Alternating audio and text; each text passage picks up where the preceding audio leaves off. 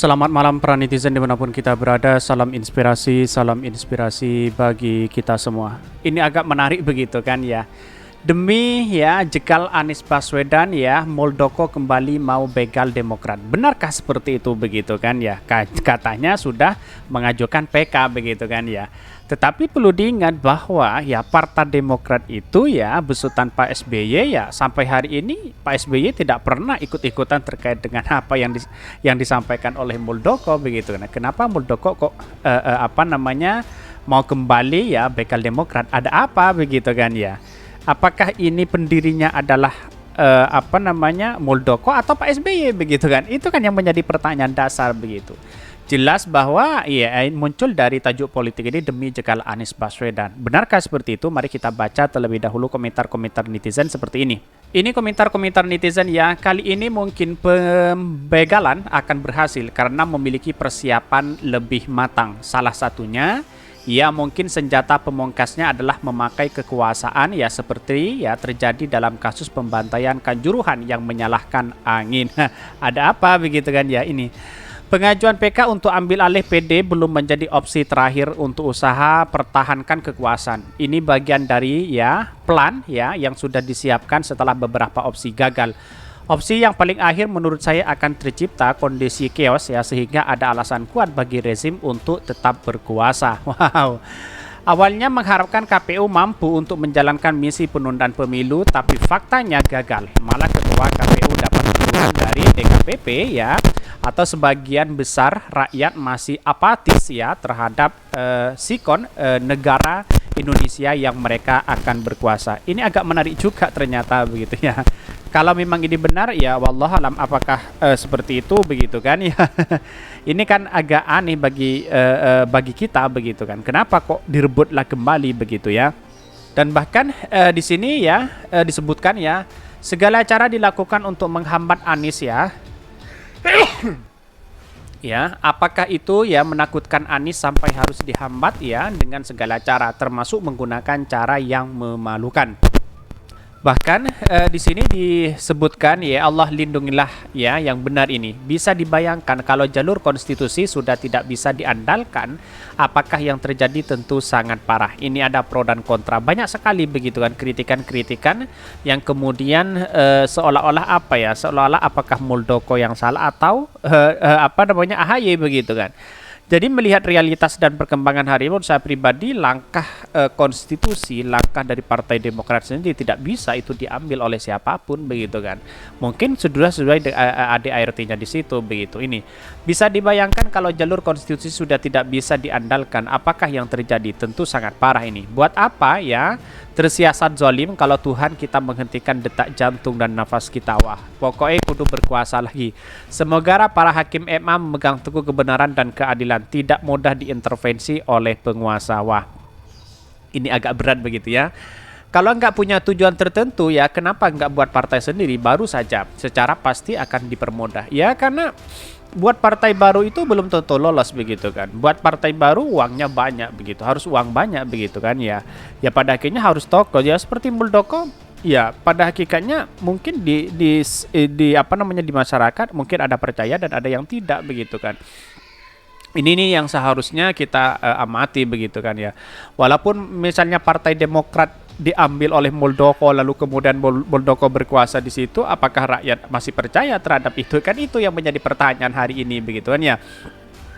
Ini vulgar gitu caranya kalau sampai MA menangkan Muldoko yang sudah 16 kali kalah di persidangan. Padahal persoalan negara lebih banyak.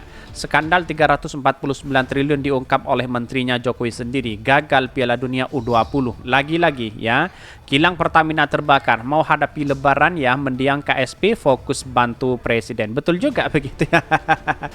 Jadi mungkin sudah kena tamparan begitu kan. Dalam artian bahwa apa yang terjadi selama ini begitu kan ya. Tetapi persoalan hari ini bukan persoalan atau jegal Anies Baswedan tidak, tetapi perebutan inilah kemudian punya hak apa begitu Muldoko bisa mau mengambil Demokrat, kan begitu logikanya. Ini suruh turun ya kader Demokrat gitu aja repot ya. Tetapi mari kita baca terlebih dahulu beritanya seperti ini. Ini beritanya ini agak menarik begitu kan ya.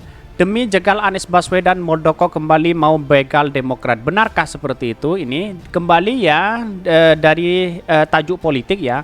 KSP Muldoko kembali berusaha ya ganggu Partai Demokrat melalui PK di Mahkamah Agung. Orang dalam istana mengungkapkan jika upaya Muldoko kali ini merupakan upaya menjegal pencapresan Anies Baswedan. Wah, ini agak kacau begitu ya. Orang dalam istana mengatakan meski sudah keok berkali-kali, KSP Muldoko masih ngotot begal Demokrat, kali ini pakai jalur MA. Dalam situasi normal ya, kita yakin kalau hakim MA bakal profesional ya. Masalahnya kita lagi ada era rezim yang gak beres ya, ruang curiga mesti dibuka. Ujarnya dalam akun Twitter yang dikutip oleh tajuk politik ini. Muldoko kembali mau begal Demokrat ya, buat jegal Anies Baswedan. Ini kutipan dari mantan orang dalam istana. Kenapa? Karena targetnya bukan murni Demokrat, targetnya soal Pilpres di 2024, targetnya buat jegal Anies ya. Targetnya adalah all kill Nurahman ya. Maka tekanan ke MA bakal ya, gede banget ya. Apa MA tetap profesional? Kita tunggu saja. Yang jelas lewat obok-obok Demokrat ya bakal ada skenario yang dimainkan ya. Satu, skenario 3 poros. Gugatan Muldoko jadi landasan ya, proksi kilurah ya di KPP untuk memperkuat status tiket Demokrat. Muncul desakan supaya ya KPP terima Golkar sebagai rencana darurat biar apapun hasil sidang KPP tetap aman. Skenario 1A ya, masalahnya Golkar ya kasih syarat AH capres ya, otomatis tarikan makin gede. Delegrasi capres-cawapres KPP makin lambat, secara elektoral KPP rugi. Tanpa capres-capresan gerakan KPP nggak bakal totalitas ya. Publik bertanya, publik ragu, benar nggak Anies bisa maju?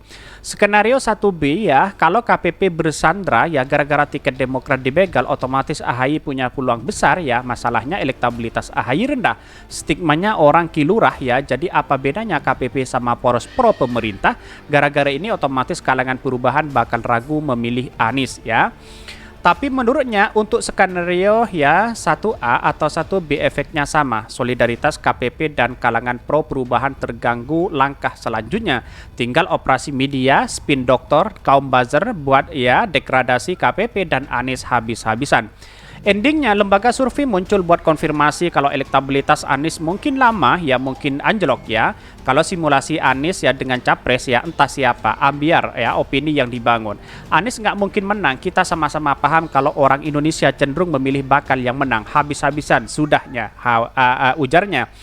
Bahkan disebutkan ya skenario 3 ini yang paling parah. Operasi sukses, Muldoko dimenangkan, Demokrat terus berjuang. Tapi status kepemimpinan gak jelas. Ini landasan KPU buat menahan tiket Demokrat, ujung-ujungnya AHY dan Demokrat diminta kompromi sama Muldoko. Lanjut Odi.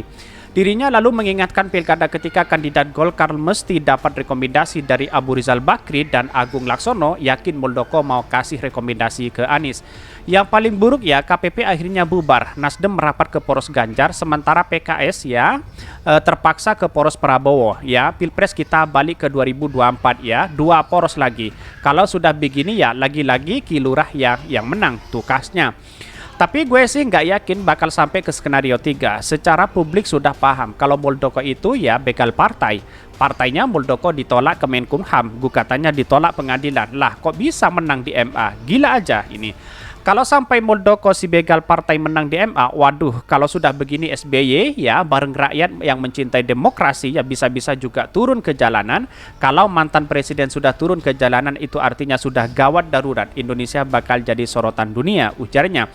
Jadi sekali ya kasus Muldoko ini bukan cuma kasus Demokrat, ini kasus tengah-tengah kekuasaan yang mau jegal gerakan perubahan, yang mau Anies rontok, yang mau Anies enggak jadi maju pungkasnya. Wah, ini analisis yang begitu fenomenal begitu kan dengan data yang ada begitu kan. Saya tertarik membaca mengkutip data-data seperti ini begitu kan. Ditulis dari ES Johannes ya. Ini sangat menarik sekali begitu kan ya. Kalau memang benar untuk menjagal Anies Baswedan, wah ini kacau begitu kan. Betapa luar biasanya orang-orang ya istana melakukan seperti ini begitu kan ya. Strategi seperti ini sebenarnya strategi sudah lama begitu ya. Ngapain kita harus pakai itu begitu? Kalau kita bersaing secara akal sehat, buatlah partai mereka begitu kan. Buatlah partai baru, dia bersaing secara sehat begitu kan ya.